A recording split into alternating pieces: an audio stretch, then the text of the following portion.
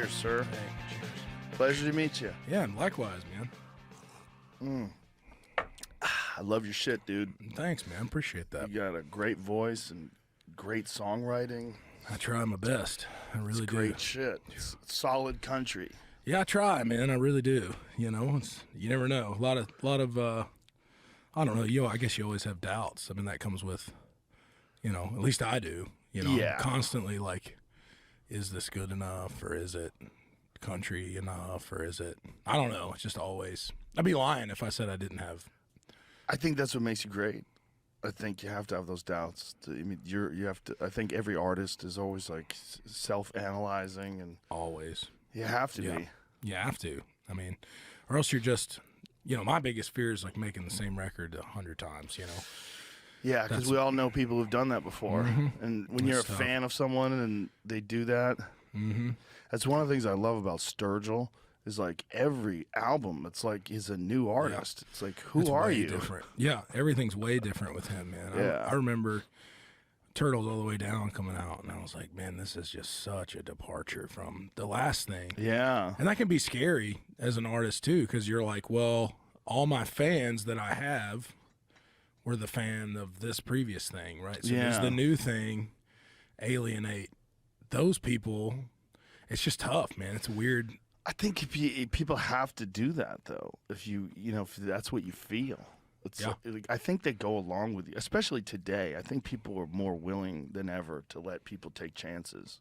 No doubt. And I mean, I think that comes with the artist now has the power in a lot of ways, right? With the rise of the internet. Yes. I mean, I think I was really kind of one of the first people who was able to bring something to, like when I got my first deal, it was like, well, I already had a built-in fan base.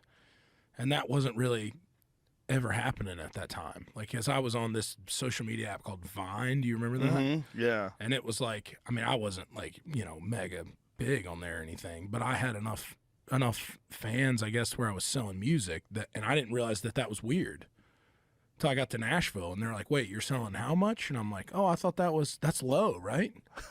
And they're like, not really. It's not really that low at all. And I was like, oh, that's cool, So then you got some negotiating power too when you go. Were you one of the first artists that in the country scene that kind of made it off of social media? I would say me and Kane Brown probably were like the first two, and we both got signed at Sony, and I think that's to credit to Randy Goodman, who still runs Sony Nashville, has always been forward thinking in that, like at least before, in my opinion, all the other labels in Nashville were thinking about that stuff. He was always thinking about what's the next thing, or like how do we stay ahead of the trend or whatever, and other labels weren't doing that at that time.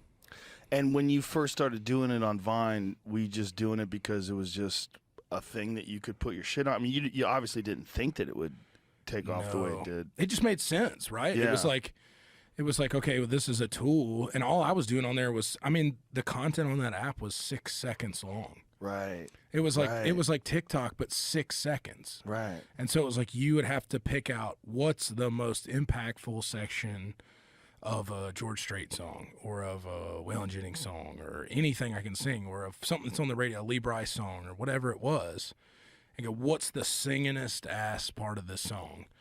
And I would get on there and just sing that 6 seconds on my guitar, and then put it on there, and people were sharing and sharing. And then when I put my own music out, I'm like, well, obviously I'm going to market to these people that are already like my voice and stuff. And it just worked out. It was never a master plan. Right. I wasn't like, I would love to say, man, I had this big scheme and I had it all planned out. It just like, it was these like logical steps that just made sense to me. I think it's kind of better that it's not a master plan. That you just followed your instincts. Yeah, it was. I always tell, there is so much luck involved, no doubt. I mean, anybody that has success, obviously, you have to be able to sing, and you have to have songs that people like, right? Those things are, that's a given. But there's a lot of people that I know in town that I would argue are a lot more talented than me.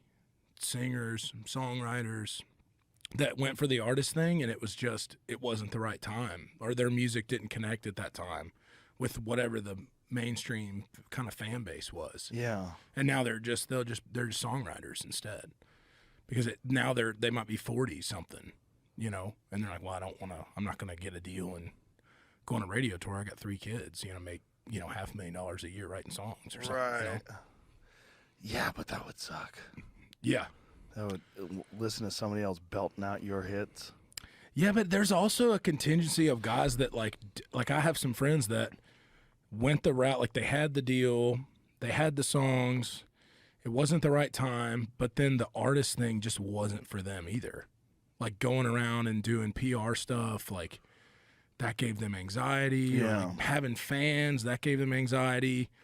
And that's like, I think there's people that lean more into, they would rather just do the creative stuff and hope, okay, I hope I can, write I Hope You Dance for Leanne Womack instead of being Leanne Womack and singing I Hope You Dance. Yeah, well, that I get. I mean, some people they don't have the personality for it. They don't enjoy it. They're more introspective. Mm-hmm. They're more, introverted. Yeah, I get it. It's a weird world, right? The world of taking your thoughts and putting them down and then sharing them with people. And then, what is it like for you when you're like at a red light and you hear some dude playing your music next to you? Does that ever happen to you? Yeah, it's even crazier. The place that always gets me is like when someone's listening to it on a boat. To me, that's the ultimate test of a song. It's like if somebody's listening to you on a boat, dude, they love you. Dude. They absolutely love your shit if they listen to you on a boat. Dude. That's so true. You know what I mean? Right. I mean, how many artists that you listen to in your car you probably wouldn't listen to on a boat? It's a different thing, right? Like to me, it's like if it's summer, the weather's nice, the drinks are flowing. I'm scared to actually try. Your song's on the boat. That's the soundtrack to like the best time that someone could possibly be having. That's so true. That's so true. You're the highlight of their weekend or their summer or whatever. Like that song is like a huge part of their life if they're playing it. I never thought of it like that. Man. But that's true. Like boat music. It's a different breed, dude. It's the ultimate. Yeah. Yeah. It's crazy, man. Yeah, my 14-year-old, she loves Kanye West. And she likes to crank Kanye West on the boat. And I'm always like, okay. You're like, just all right. like, just hope. Cool. Yeah. Hope nobody gets mad. Yeah. It's like, forget about what he said. These are bangers. Is it like new Kanye or is it old Kanye? She likes all of it. All of it. Yeah. Huh. I love the old stuff.